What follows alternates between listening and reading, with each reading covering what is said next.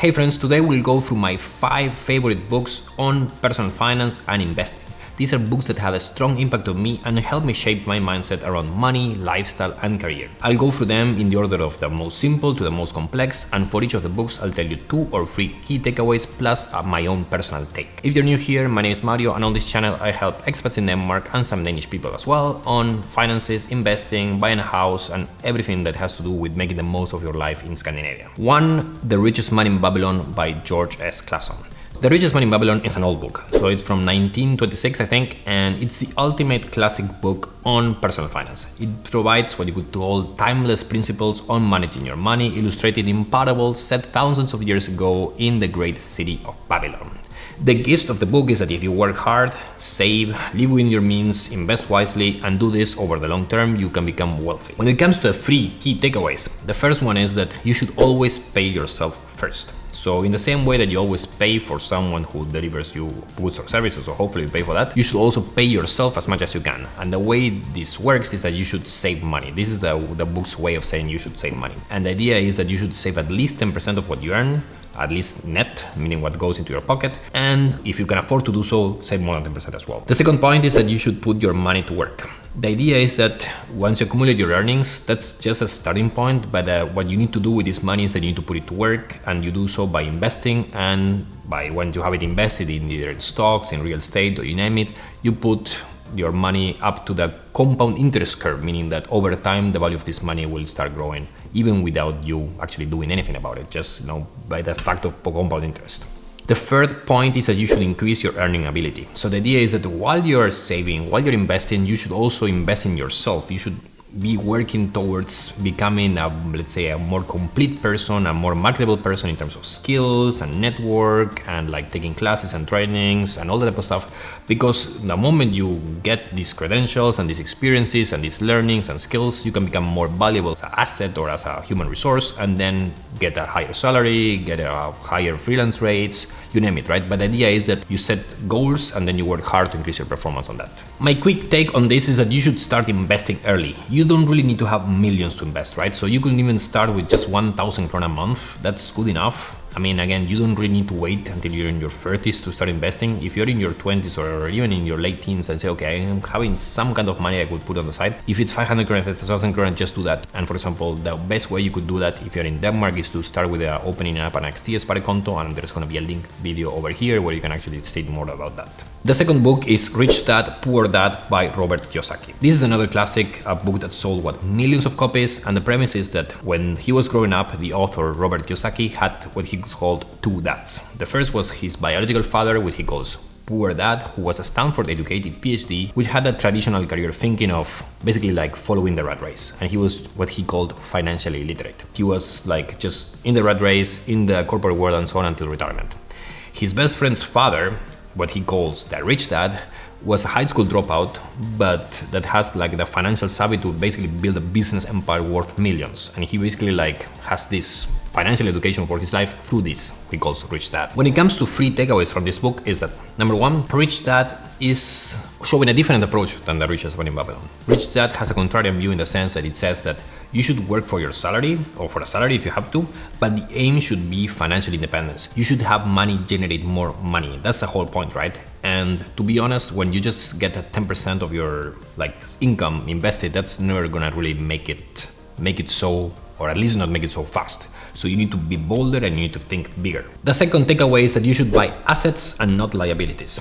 And this is one of the key takeaways from this book that basically makes it even famous, right? So the idea is that you should buy things that generate income. That's what Kiyosaki defines as an asset, something that puts money in your pocket.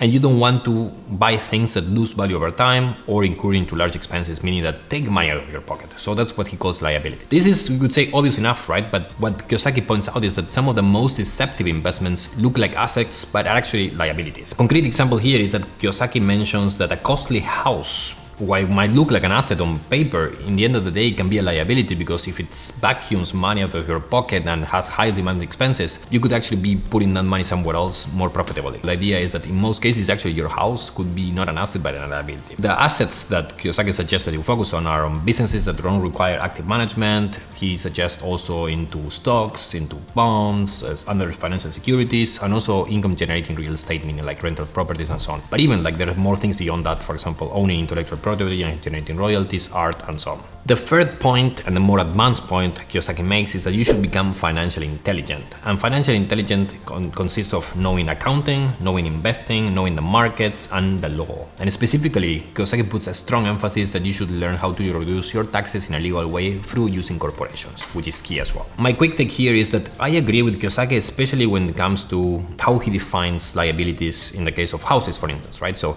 because imagine, for example, in the case of Denmark, right? You buy a house in the north of Copenhagen and you have a higher gift, meaning the ownership expenses of around 20,000 krona, and that's not even counting all the mortgages that you might get and all these more things as well.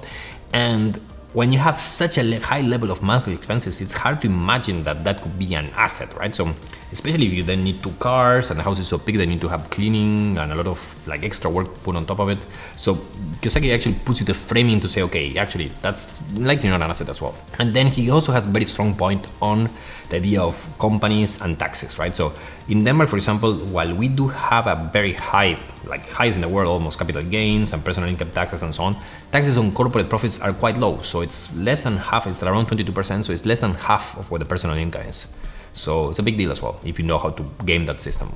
3 is the Millionaire Fastlane by M.J. DeMarco. Now we're getting serious in the sense that Fastlane is an incredible book. And in Fastlane, so DeMarco argues that we should aim big and get into this, idea. I mean, he buys into the idea of the richest man in Babylon or rich dad poor dad, but the idea is that in his mind, instead of having to wait 20 or 30 years to, get those results, we should get those results ASP, meaning that you should get all this financial independence and all these good things that, Babylon and Rich Dad talk about, not in like 20 years, but in 3 to 5 years. So the book is a playbook with step-by-step actions and tactics and strategies on how you get there fast. In the view of DeMarco, the financially literate live in what he calls the sidewalk, then the Babylon crowd goes in the slow lane, and then the people that want to get millions in their 20s or in their 30s are living in what he calls the fast lane. When it comes to the takeaways, number 1 is that you should aim for wealth now. So fast lane, it's not about being retired old with millions, but it's about redefining wealth to include youth, to include fun, to include freedom and prosperity. And here I quote the book: every day people sacrifice their time for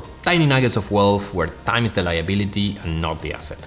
Anything that steals time and doesn't have the power of free time is a liability. Within the slow lane, time is mistreated like an effervescent fountain that runs forever. Unfortunately, the mortality rate is 100% and life's prognosis is death. Someday you'll die, and hopefully 60% of your time wasn't squandered in a cubicle while your children grew up and your spouse cheated on you with a yoga instructor. The second key highlight is that DeMarco makes a difference between get rich easy and get rich quick. So in his view, there's all these Instagram people with their feet on beaches and palm trees and like used Ferraris and so on. He calls that it's all lies. It's just basically cast a mirage of desire for you to want to get that. They're trying to sell you stuff like, okay, look at me, I'm so great. And if you buy this, $200 course or whatever stock program or you name it, you'll be rich in 10 days. And the reality is not like that. In his view, that's people trying to get rich easy. You can get rich quick, and there's a lot of stories on how you can get rich quick through this fast lane approach. But the idea is that you likely need to put a lot of effort, and it's not gonna be like by following one of these PDF or whatever that you're gonna make that money. The third takeaway is that you need to become a producer instead of a consumer. So to get rich quick, DeMarco argues that you basically need to build a business. That's the only way you can get rich quick in the in this context. And DeMarco argues that the way you do this, the way you build a business, is to think like a producer. So we are all now conditioned in a way to consume information, to consume things. You need to put yourself on the other side of the table and say, okay, how can you make other people consume your work? 4 is the 4-Hour Workweek by Tim Ferriss. Tim's book is one more that I can literally say changed my life. So it's one of premiered on what he calls lifestyle design, and that's the idea that you should separate income generation from your time, so as in consequence of that, have freedom to spend your days and weeks doing whatever that you want. The two takeaways are: first, you should always be focused on building a lifestyle business. So the absolute pros, and honestly I consider Tim to be the pro of the pros, build a money-making machine that will keep them pumping cash flow while they sleep or travel the world. So this can be the case, for example, with an online business, but it's not limited to that. Having this type of business, this is going to be the biggest leverage when it comes to having freedom and to achieve any life goals that you want. While lifestyle businesses are not like a get rich easy way, meaning that you do actually have to put a lot of time and effort. The idea is that once they're up and running, once you have this like machine and system built in place and keeps working, they will bring cash independently of how much the owners work